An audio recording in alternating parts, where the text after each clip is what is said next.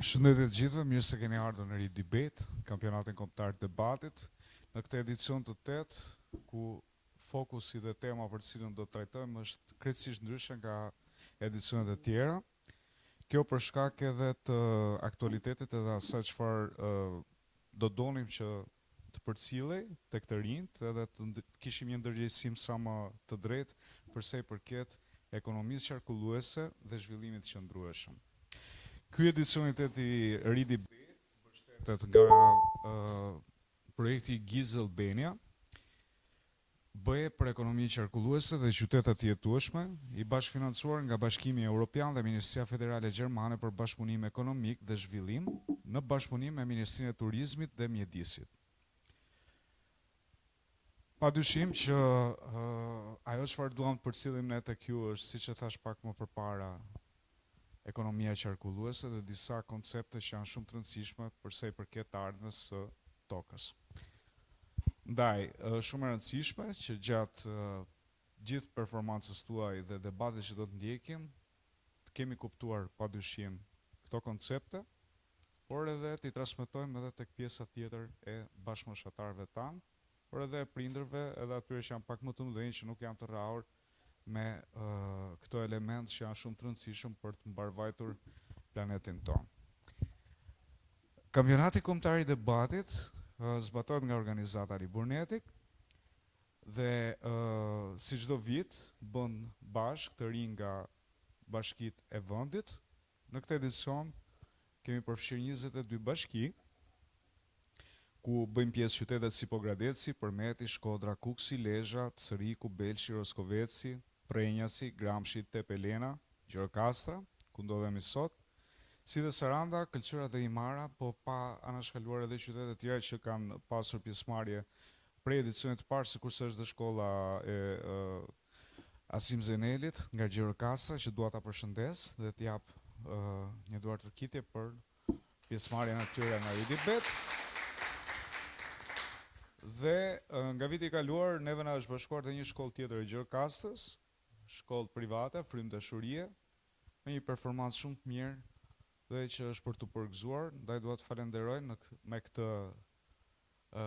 këtë rast edhe mësuesen që ka dashur që të jetë pjesë e kampionatit. Sikurse dua të falenderoj edhe mësuesen e shkollës Asim Zeneli që për çdo vit ka qenë shumë mikpritëse për sa i përket aktiviteteve që ne bëjmë edhe duam të kemi sa më shumë shtrirje në shkollën ku ajo jep mësim, kështu që faleminderit edhe përsëri. Ky kampionat ka një, të themi, trup gjykuese. Sot kemi kënaqësinë që të kemi në këtë sesion Eliverta Muçon, e cila është pjesë e trupës gjykatëse për 8 edicionesh në kampionatin kombëtar të debatit, pjesë e organizatës Liburnetik. Nga ana tjetër kemi rikthimin e Qemile Cacës, e cila është asistent pedagoge në Fakultetin e Shkencave Sociale Departamenti Filozofi. Po nga i njëjti departament vjen edhe Eugena Gjoka, e cila prej 5 vitesh, po flisnim pak më parë, ka dëshirë dhe gjithmonë e mirëpret ftesën që ne bëjmë çdo vit për sa i përket kampionatit kombëtar të debatit. Njëkohësisht është edhe prezantuese finaleve të ri debate bashkë me mua, kështu që faleminderit që jeni me mua.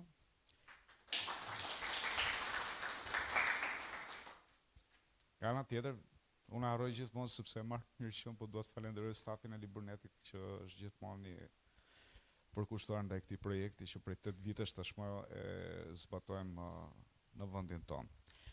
Faleminderit. Për gjithë që nuk njohin, unë jam Niko, drejtuesi i organizatës edhe moderator në këtë sesion debati. Tani do vazhdojmë me debatin e parë që ka të bëjë pikërisht me debatin e skuadrave, debati i cili në këtë përballje do të vërë të dyja skuadrat dhe të 8 antarët të skuadrave, që do të thotë të 8 duhet të flasin.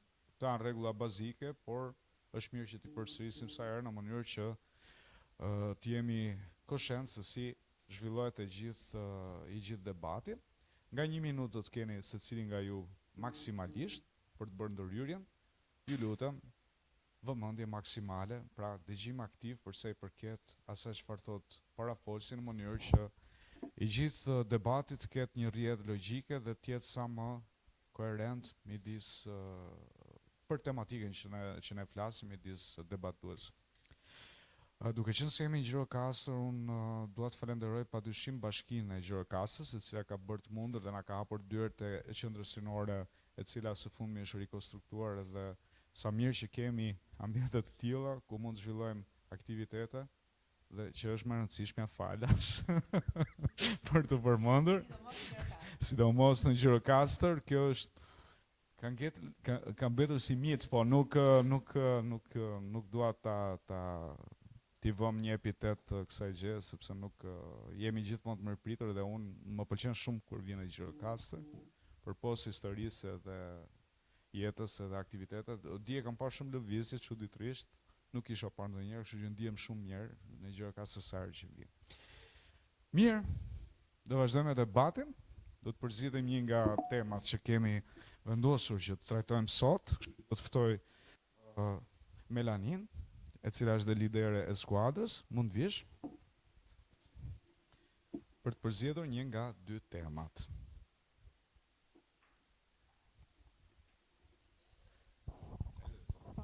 Bashkitë në Shqipëri duhet ta bëjnë të detyrueshëm riciklimin për të gjitha familjet brenda fundit të vitit 2026. Dhe me që mbetemi të bashkitë, nuk e di se sa e rëndësishme do të ishte për ju, por a duhet bashkitë në Shqipëri ta bëjnë të detyrueshëm riciklimin për të gjitha familjet brenda fundvitit të vitit 2026? Kjo është tema. Pra sa është e mundur apo jo, pse duhet bërë, pse duhet të jetë urgjente aplikimi, pra zbatimi i këtij riciklimit, themin, edhe ose ekonomisë qëndrueshme, është shumë e rëndësishme, padyshim. Por a ja dalim dot ne si sistem, si shtet për ta bërë të mundur? Kjo do ishte, domethënë, e gjithë diskutimi mbi të cilin do të diskutojmë të skuadrat, kështu që do vi tani Aroni për të përzgjedhur edhe qëndrimin që do të mbani.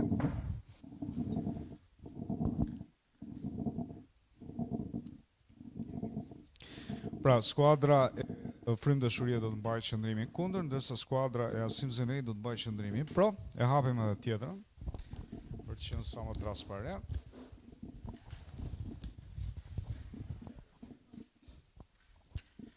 Shumë mirë.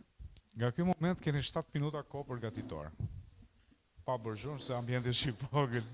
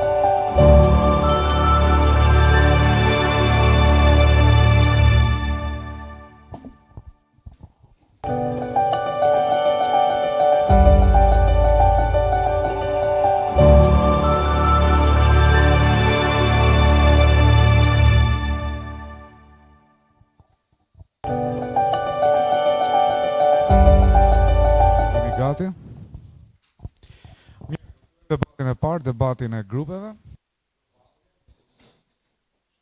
Se në Eli që mban qëndrim debatin do të pasohet pastaj nga shkolla Frymë Dashurie që mban qëndrimin kundër.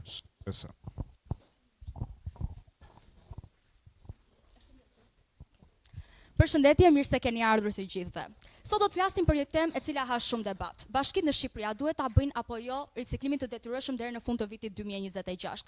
Unë mendoj se po dhe do t'ju afaktoj këtë. Riciklimi nuk është një proces as pak i njohur për ne, sepse riciklimi ka të bëjë me shndrimin ose ripërpunimin e mbetjeve në produkte të rëndësishme dhe domosdoshme për njerëzit, por gjithashtu dhe jo të dëmshme për ekosistemin. Kështu që do të thosha, nëse ne ndërmarrim nisma dhe bëhet i detyrueshëm riciklimi, do të kemi pafund njohje në arenën ndërkombëtare dhe në shtetet e huaja. Ato do të marrin nisma në Shqipëri, si për shembull Lumi Vjosa është bërë një park kombëtar dhe gjithashtu është mbrojtur nga njerëz të famshëm dhe me 80 milion euro investim, marrë kjo nga burimi europa.com, themi se po ja kemi dalë që të tërheqim vëmendjen e shteteve të huaja, më superfuqiste ne dhe kemi bërë të mundur që ne t'ja dalim në Shqipëri. Gjithashtu do të përmendja edhe 19 milion euro donacione nga Bashkimi Evropian, të cilët kanë ndërtuar impiante të rëndësishme riciklimi dhe infrastruktura të përmirësuara në qytete si Gjirokastra, aty ku jemi ne sot. Faleminderit.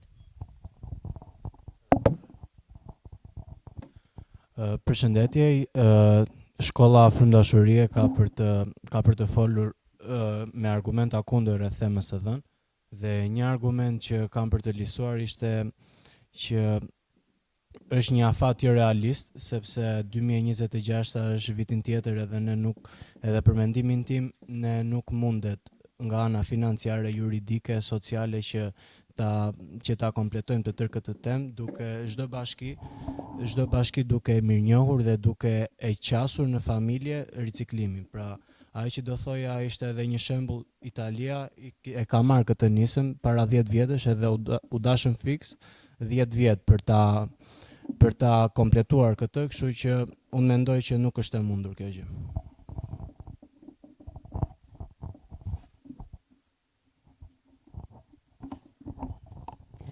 Përshëndetje. Është një temë e vështirë, por mendoj se anët pozitive janë më të shumta se ato negative.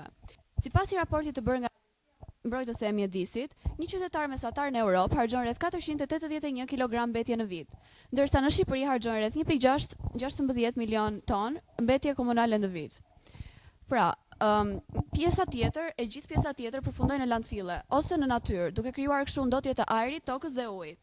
Ka edhe vende të tjera si që vetëm 1% të mbetjeve të tyre çojnë në landfille, ndërkohë që gjithë pjesa tjetër ose përdoret për riciklim ose përdoret për të prodhuar një energji. Një politikë e tillë do të na bënte ne më të zhvilluar dhe më pranë standardeve të BE-s. Pra, jo vetëm një politikë e tillë do na bënte por gjithashtu do të na rrisë në jetesës, që pse jo pse të mos e përdorim edhe ne një politikë të ngjashme dia. Vende si Suedia janë dëshmi që nëse ne të përdorim politikë të tillë, do të monte dhe do të na bënte një vend më të përparuar, kur ne do të rrisnim Faleminderit. Do doja të thoja që vërtet mund të përdore riciklimi për të reduktuar përdorimin e landfilleve, por nga ana tjetër, për shkak të mungesës së shkencës, zhvillimit shkencor për shkak të në drejtimin e riciklimit në gjithë botën, nuk arrin dot që më shumë se 35% e mbetjeve që ne duam të riciklohen dhe pjesa tjetër pra 65 deri 70% që i mbetur ngelet po ashtu në landfille domosdot dhe si rrjedhoj ai bëhet akoma më i dëmshëm pasi është pjesa më pak e përdorueshme e mbetjeve që ne duam të riciklojmë. Si rrjedhoj, jo vetëm që ne harxojmë deri në 10 herë më shumë para për ta ricikluar atë mall, por pjesa më e madhe e tij, pra rreth 70% e tij përsëri do ngelet në tokë. Prandaj s'ka kuptim që ta riciklojmë diçka kur ne po shpenzojmë më shumë për ta lënë aty ku ishte përsëri.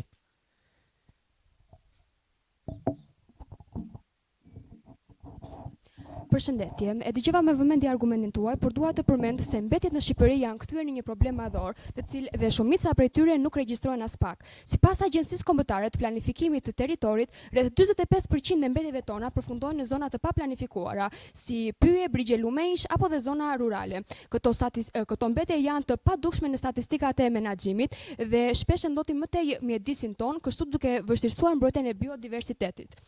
Për më tepër, për menaxhimin e mbetjeve dhe për pastrimin e landfilleve ilegale, Shqipëria ka investuar mbi 8 milion euro vetëm në vitin 2023. Kjo është një shifër tepër e lartë, e cila mund të investojë në fusha të tjera si arsimi, shëndetësia apo dhe infrastruktura, vetëm nëse ne do të kishim një sistem më efikas dhe më të strukturuar në lidhje me mbetje. Kjo është e gjithë kjo vjen si pasojë e menaxhimit të dobët dhe mund të përmirësohet vetëm me anë të vendosjes së një sistemi të detyrueshëm, në riciklim. Ky është një hap i guximshëm që Shqipëria mund të ndërmarrë për të ruajtur burimet natyrore, por pse jo edhe për të krijuar një vend sa më të pastër. Faleminderit. Përshëndetje. Për shkak të disa problemeve strukturore, financiare dhe sociale që has Shqipëria prej disa vitesh tashmë, ne nuk mund të vendosim një sistem të detyrueshëm riciklimi, pasi kjo do të shtynte në disa improvizime dhe në disa penalizime të padrejta. Që të vi dhe të vendoset një sistem i mirëfillt, duhet shumë risi si nga ana juridike, financiare dhe sociale. Sipas një sondazhi të UNDP-s në Shqipëri në vitin 2021, 70% e qytetarëve shqiptarë nuk dinë të ndajnë mbetjet që në shtëpinë e tyre dhe 55% e tyre nuk besojnë se riciklimi kryhet deri në fund. Atëherë, riciklimi do të ishte një barë shtesë për qytetarët, të cilët nuk janë mësuar me këtë kulturë riciklimi. Do shumë kohë që kjo kulturë riciklimi të përqafohet nga shoqëria, që më pas të kryhet siç duhet.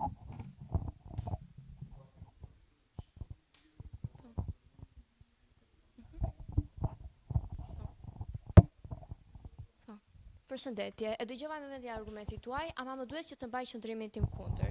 Si fillim, dëgjova prej jush që të përmendte se rreth 70% e qytetarëve shqiptar nuk dinë se si të bëjnë ndarjen e mbetjeve. Megjithatë, sipas raportit të Kostat, kjo shifër është të vërtet 60%. Megjithatë, ndosë jo të gjithë mundet të bien dakord me mendimin tim, unë mendoj se riciklimi duhet të bëhet i detyrueshëm brenda vitit 2026. Pasi në ditët e sotme, riciklimi nuk është më një zgjedhje, ama është një detyrim. Vetëm 18.5% e mbetjeve në Shqipëri arrin që të shkojnë për të ricikluar, ndërkohë që në Europë kjo shifër është rreth 50%, pra thuajse 3 fishi. Kjo shifër na tregon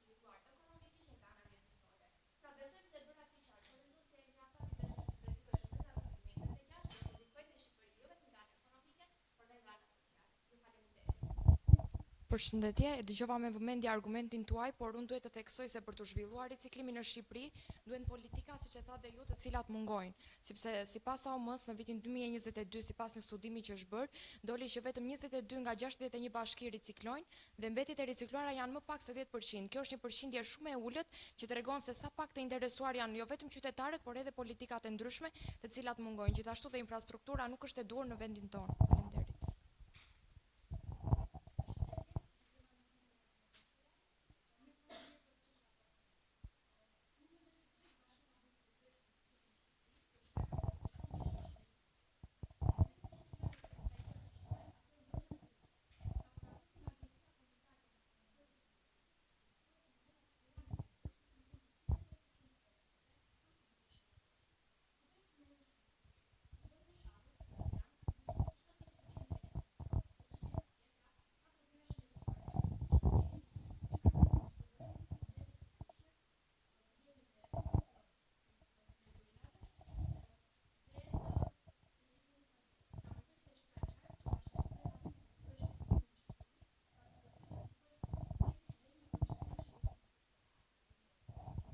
Atëherë përshëndetje, po të dëgjova, por mendoj ndryshe.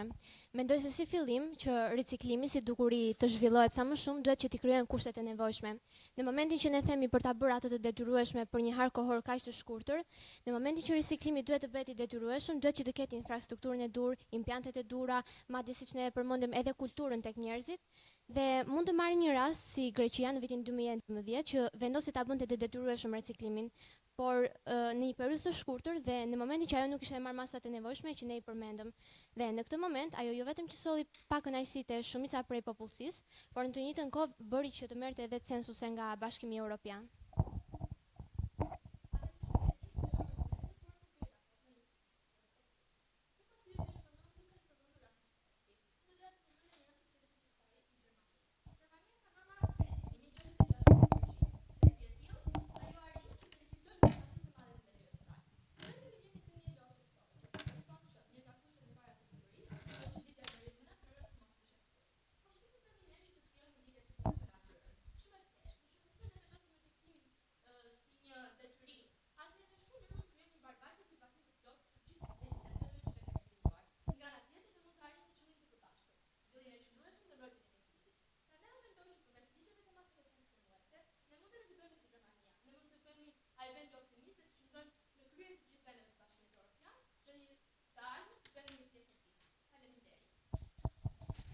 E dëgjova me vëmendje argumentin tënd dhe duhet të dalë kundër.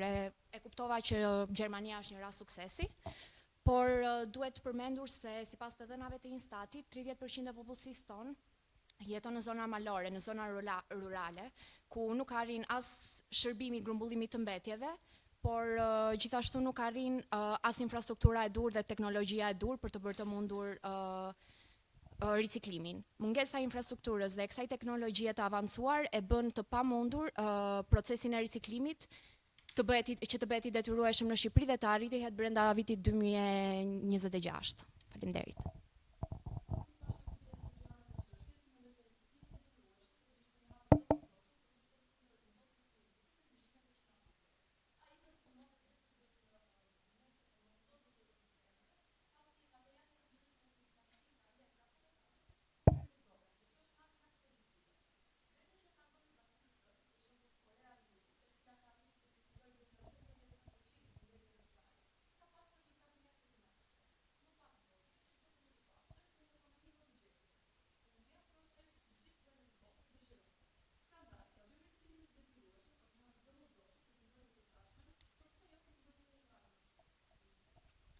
Përshëndetje, unë e dëgjova me vëmendje mendimin tuaj, argumentin tuaj, por më duhet i dal kundër për shkak se përveç se për ta mbrojtur argumentin tim me një shembull siç janë ligji që është vendosur në një qershor të 2022-shit që ka hyrë në fuqi për ndalimin e përdorimit të qeseve plastike një përdorimshme. Përveç kësaj, superfuqitë si Gjermania ose një vend më i zhvilluar siç ishte Korea e Jugut kanë infrastrukturë, kanë kulturë dhe aspekte të tjera të jetesës që janë më të zhvilluara se sa në Shqipëri, e cila është një vend shumë inferior kundra tyre. Për të vazhduar më shumë tek ligji që ndalon përdorimin e qeseve plastike një përdorimshme, është një ligj që ka filluar në ligjin numër 26 që është vendosur në vitin 2018 dhe i cili është ripërpunuar në 2022 nga Këshilli i Ministrave, ku është dekreti numër 367 në 5/30/2022.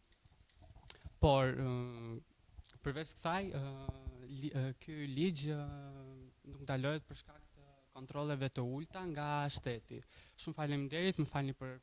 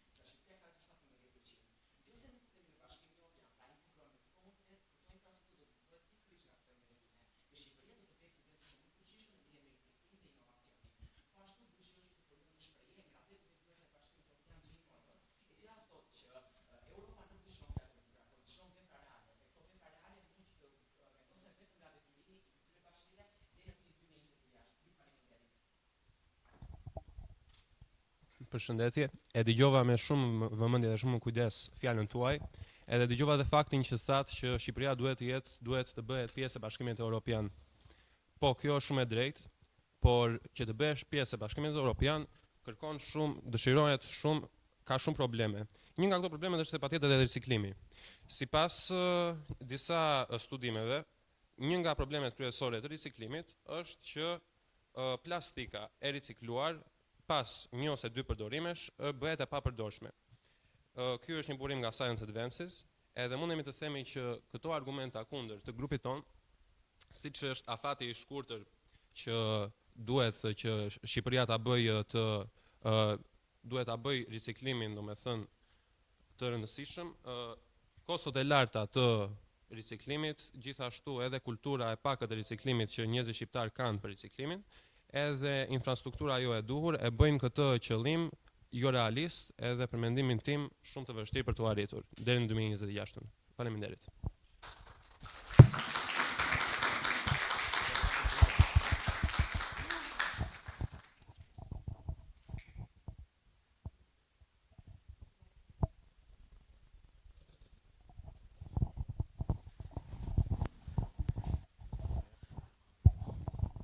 Mirë. Ndonjëherë duhet me i eksternu edhe në këto emocione, domethënë ishte një debat shumë i bukur, edhe shumë përfshirës, kështu që bravo, vërtet, kishte një përgatitje shumë të mirë. Ndoshta një nga debatet që kam parë deri tani, nga ato që kemi zhvilluar padyshim. Mirë, do vazhdojmë me debatin e dytë. Në këtë përballje do të kemi Aronin dhe Melanin, sepse kemi të bëjmë me debatin e liderave, pra e gjithë pesha e debatit do të bjerë tek ta, por nuk duhet të harrojmë që grupi duhet bëjë edhe punën e tij, që do të thotë suporti, bashkëpunimi, bashkëveprimi me liderin është shumë i rëndësishëm, në mënyrë që argumentat të jenë sa më të fortë dhe sa më bindës për sa na përket neve që gjykojmë jurist, më saktë që gjykon këtë debat. Kështu që do të bëjmë përzgjedhjen e temës, pikë së pari. Hajde.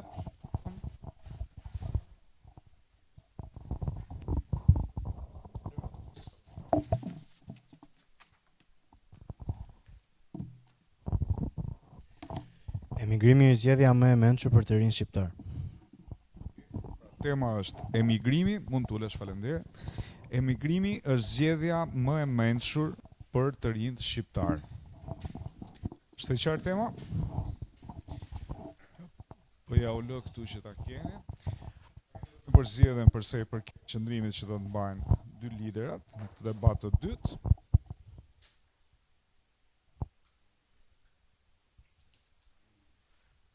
Kthehemi këtej, lutem. Kundër. Pro do të jetë Aroni në këtë debat të dytë.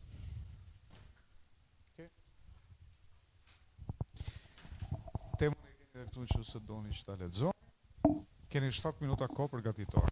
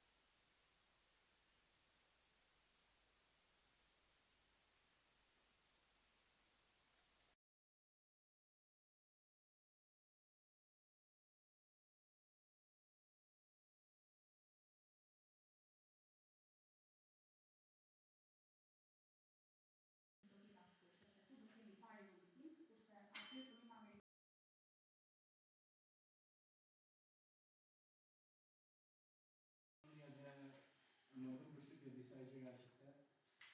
Si fillim do thoja që familja është baza e shoqërisë, është lidhja më e fortë që mund të kenë dy njerëz, por edhe më shumë. Edhe kjo lidhje as nuk cënohet, jo më të prishet, të pret, po as nuk ndikohet nga ikja ti mund të jesh edhe në planet tjetër, po si familja nuk ka. Tjetër do thoja që ishte 46%, po 46%. Është në rregull, nuk është më e madhe se 50%, po 46% po përcisë të ikje është shumë e madhe. Që tjetër do thoja që në rregull ti percepton që më mirë i pari vendit këtu, po pse mos jesh edhe i pari vendit atje? Nëse i ke të gjitha aftësitë, në flas për veprimime, nëse i ke të gjitha aftësitë, mund të konkurosh edhe me vetë vendasit e tyre. Gjithashtu the që vendet në Europën e Mesme the që Franca, Gjermania, që ata i largojnë emigrantët tonë. Nëse ti krahasosh ato janë superfuqi për Europën, kështu që ato i kanë dhe kushet e tyre dhe i kanë bërë ato aq të mira dhe aq të përmirësuara për vetë francezët. Edhe unë nuk e dua Shqipërinë që të jetë vendi i botës së tretë. Unë dua të jetë vendi i botës së dytë, të jetë në Europë, të jetë në Europë por jo vetëm. Edhe pse mos i ikësh në emigrim, të studiosh e të përfaqësosh vendimjen tënde me të gjithë arsimin e asaj. Me të gjithë arsimin e shtetit që ti do qëndrosh. Një shembull do jetë Mira Muradi, për shembull, që është një nga dizajnerët dhe një nga inxhinierët kryesor të OpenAI, i cili të inteligjencës artificiale të mirëfillt, e cila po pushton botën dhe themi në fazë. Tjetër ke biznesmen si Bece Pacoli, si Sajmir Mane, që të tërë po investojnë në shtetin. Po, e që është në përmet i argumenti që paraqite dhe mund të them, faktikisht, për disa pjesë që po kur the pak më parë që do të shkojnë në një planet tjetër, nuk mund të marrë nga familja, më shumë apo familja është gjë më e rëndësishme. Megjithatë, nëse kemi aftësi, nuk është domosdoshmëri se ne do të shkojmë këtu. Kupton, pra, nëse kam aftësi, po flasim me tani pa dashur të marrë me shtatarët e tjerë, unë preferoj të jetë në Shqipëri. Pas disa muaj do bëjmë zgjedhje për shkollën e lartë apo jo. Dhe unë kam menduar që të studioj këtu në Shqipëri, jo vetëm sepse po flas tani për debatin, por është vërtet zgjedhja ime primare. Dhe mendoj që unë kam aftësi. Se mos ta bëj shkollën në Shqipëri. Shkollat e mira kam. Mbase do të kesh një pyetje do thuash ku janë ato shkollat e mira dhe shumë të njohura në botë. Mbase sa në njohura botë, janë të akredituara, po. Janë universitete private, ka universitete shtetërore, të cilat me pasion dhe kushtim kanë studiuar rreziqi.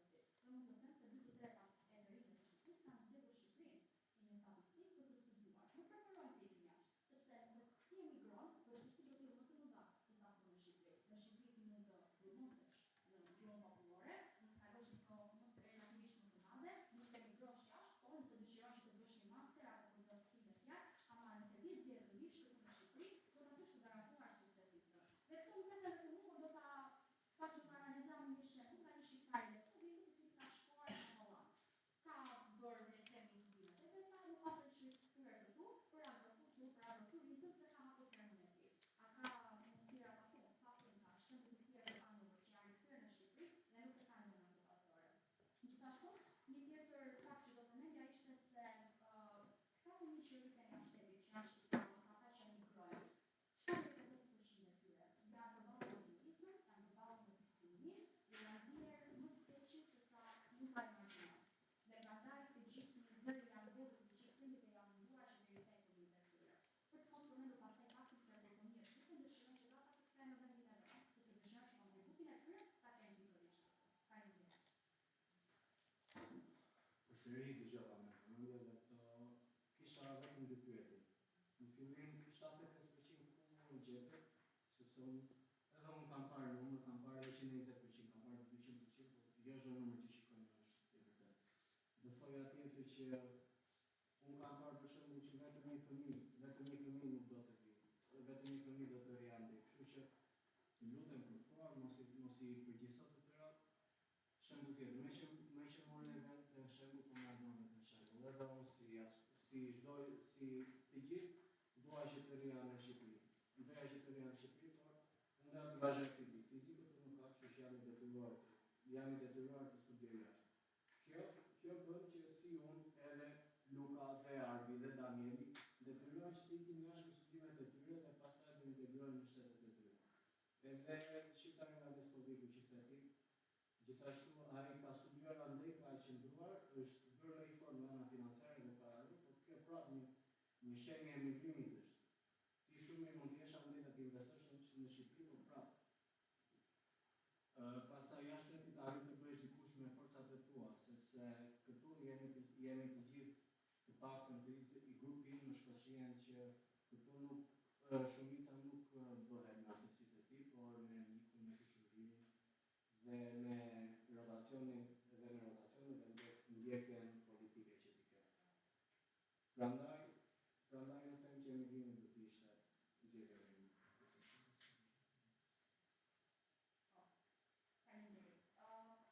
Atëherë, pasi dëgjova në argumentet e tua, kisha një mendim të një që nuk mund të mbani burim.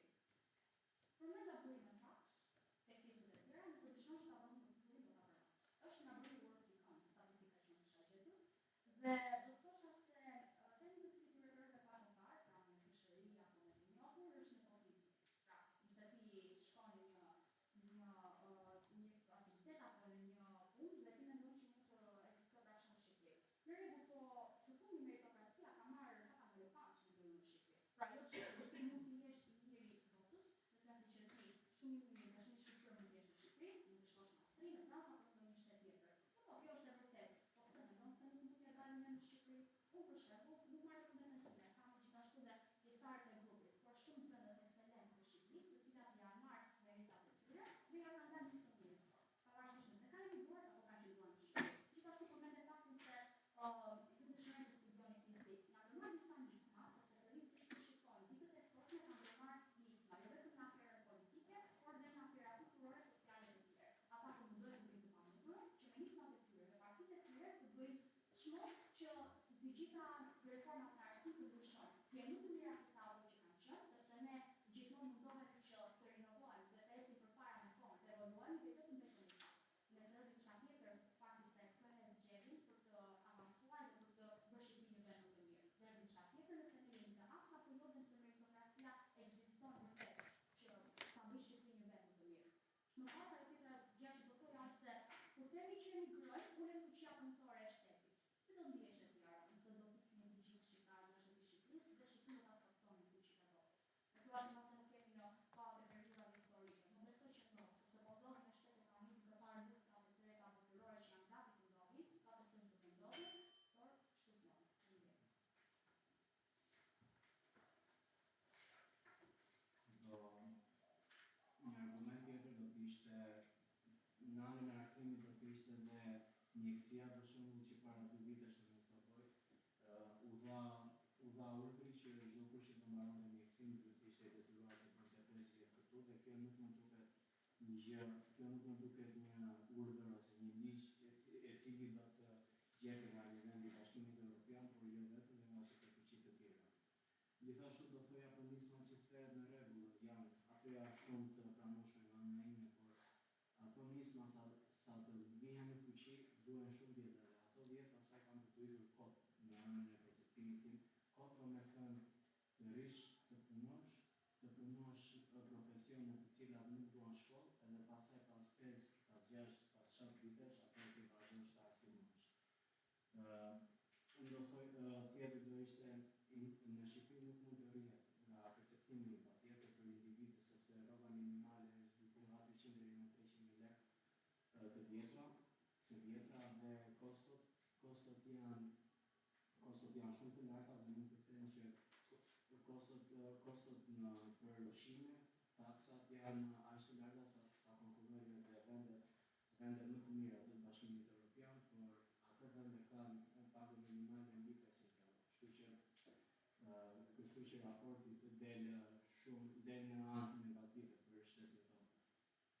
Gjithashtu ne dua vendime, por ata që kanë qenë para me duhet të merrin vendime më të mira që mos arrinin në këtë pikë që isha detyruar të zgjidhja të isha në mendimin që emigrimi ishte opsioni më i mirë.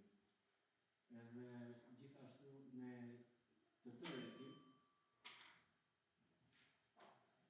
Referendumi shprehje që në Shqipëri nuk rrihet. Mendoj që shumë e porimet. Ka shumë sa e personave më të rjetë.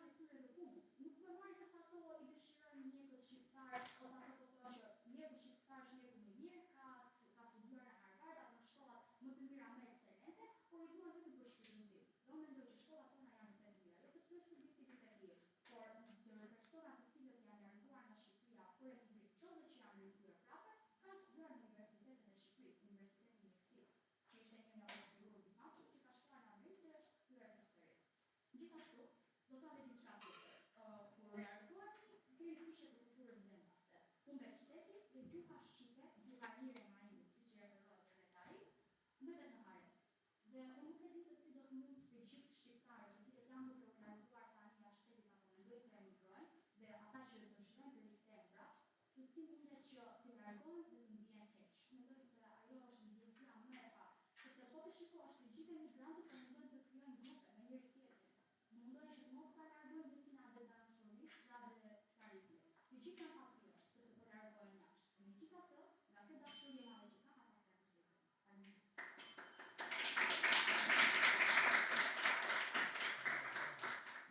Mirë, kemi mbaruar në debatin, shumë faleminderit të dyja skuadra, shumë faleminderit liderave, të skuadra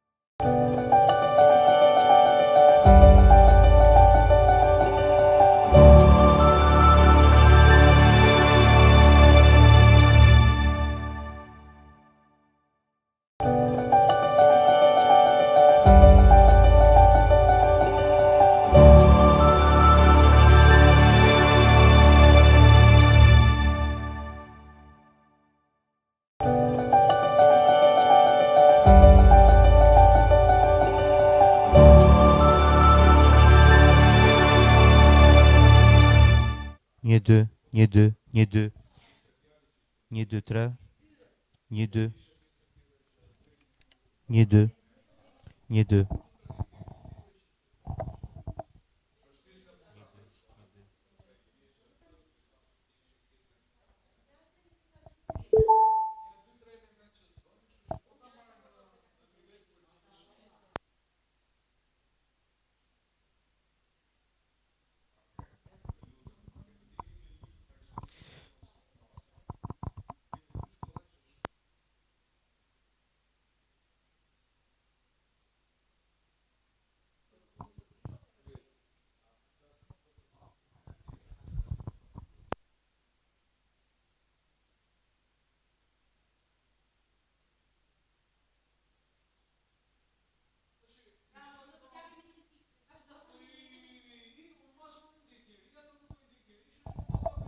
1 2 1 2 3 4 1 2 3 1 2 1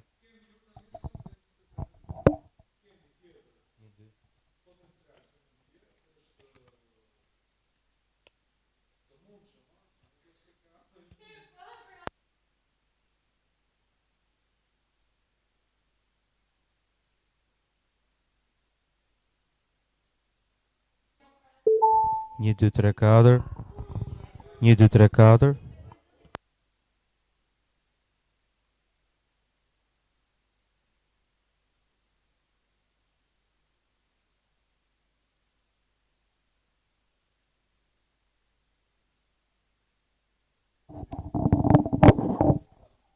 Okej. Kjo është provë. Kjo është provë.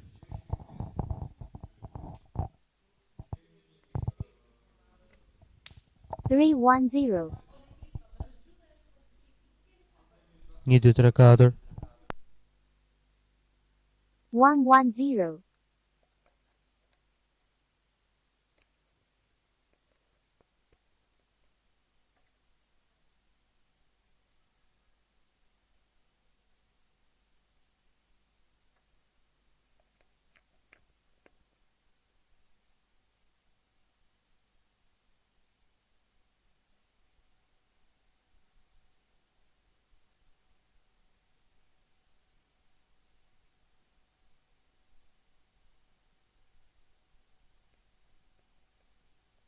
Encore.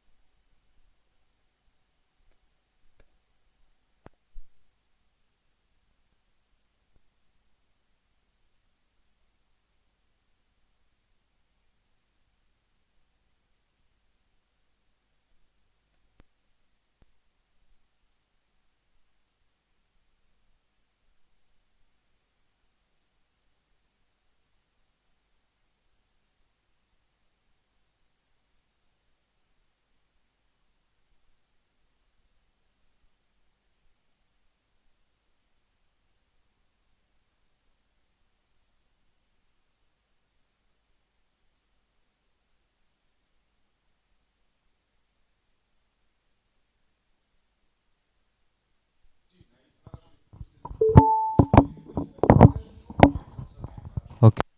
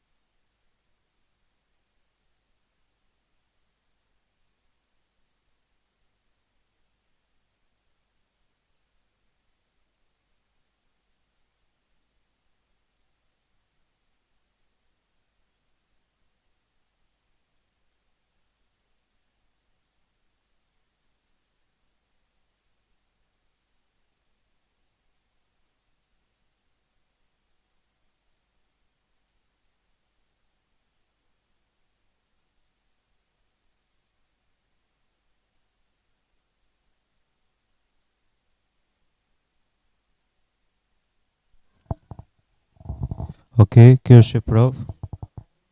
Provë. Provë. Provë.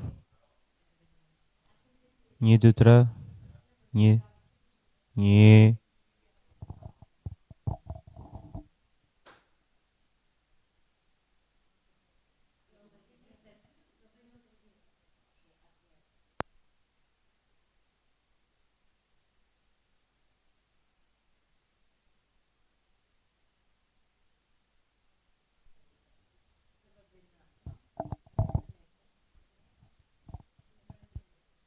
Një.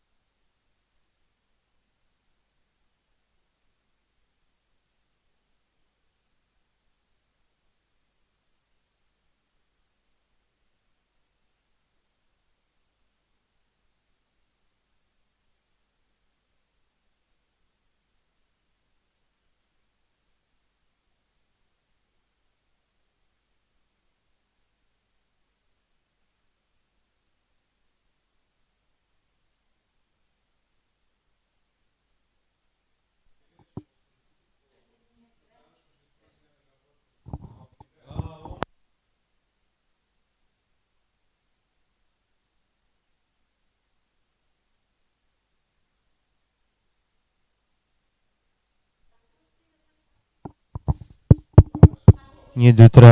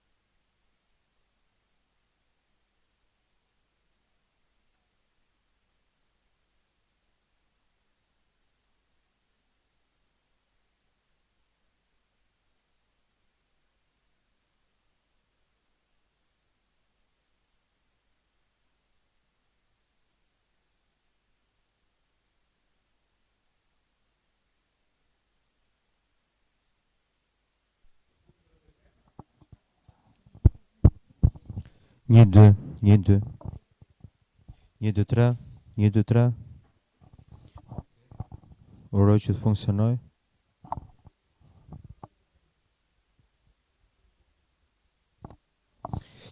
Okej.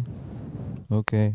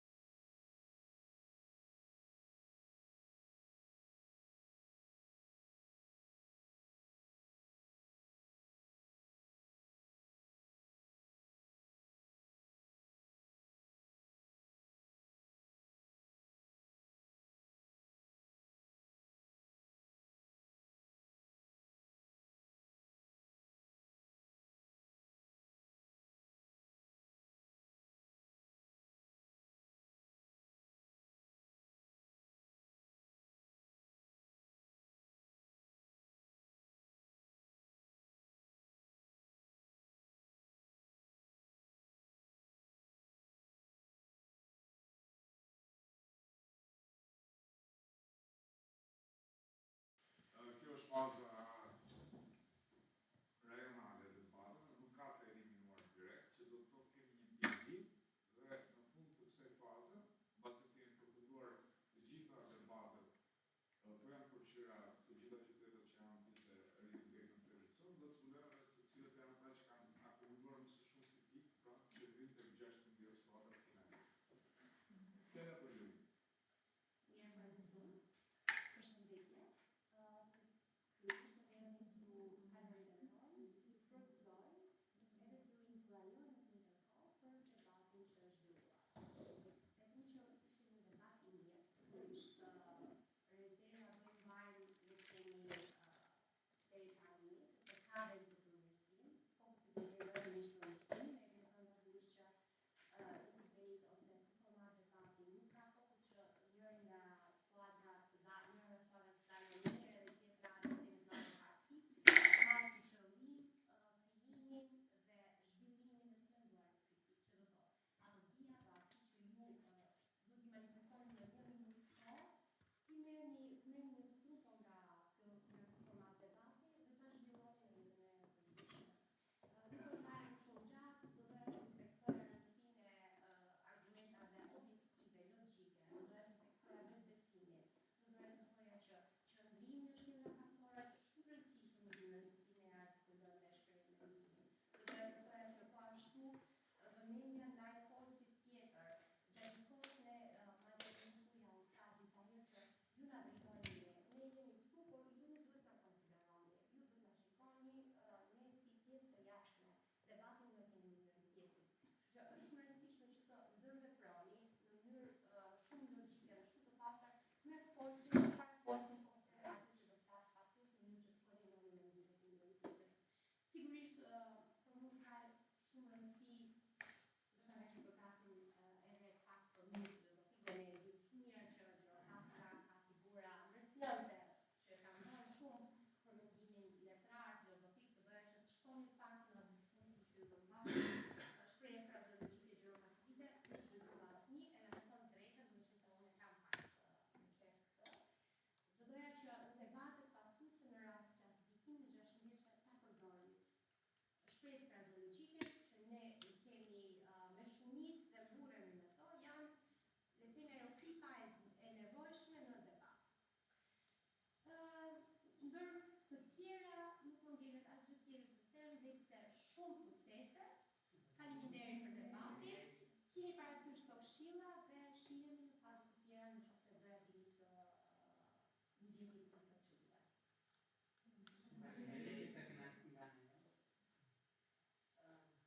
Përshëndetje, unë ju uroj shumë suksese të dy shkollave. Në tiparen time personale në vend pasuar dy shkolla, shumë të përgatitur për mund të dy argumente, për mund të dy shifra, gjësha këj nevojitën të pjesës së kulturës së debatit. E shumë që keni shumë të vëllon që gjatë kohës që sërish Aida i ka bërë trajnimin, keni gjuar me përpikëri pjesën e këshillave, për të rëpëzoj, ishte vetëm që unë do la vija pak më parë, ishte Lata edhe Ukrina, është kontakti mes dy me kolegët, të temi, në kundërshtarin, se si ta përdojnë si terë kundërshtarin, sidomos në momentin kur kishit në këtë plasë, në të një disë debatit të liderave, që të kishit një lloj komunikimi edhe me sy, sepse pjesën e komunikimit në të folur, rrjetshmëri logjike e kishit shumë të saktë, por një forcë e komunikimit është edhe pjesa e kontaktit me sy me njëri tjetrin. Mos më mbetet asgjë tjetër më shumë për të thënë, është ju uroj shumë suksese, duhet për të përgjysha, sepse kanë bërë një punë të mrekullueshme. Duket frypi i gjithë asaj çfarë ju zhvilluat është fakt përkushtimi i përgjyshave, faleminderit shumë. Sepse ishte realisht një nga debatet që paktën në kundërshtimin tim shumë ja vjen të gjitha argumentet. Faleminderit. Mirë, mua më shkon një detyrë shumë e vështirë, që janë pikët. Gjithsesi, do doja të them vetëm një fjalë shumë të shkurtër. Kukurizoj dyshën sidomos për punën që është bërë, por mbi gjitha për faktin se në këtë rrugtim prej 8 vitesh që është një debati, shoh një përmirësim të vazhdueshëm të shkollave, të ideve ideologjike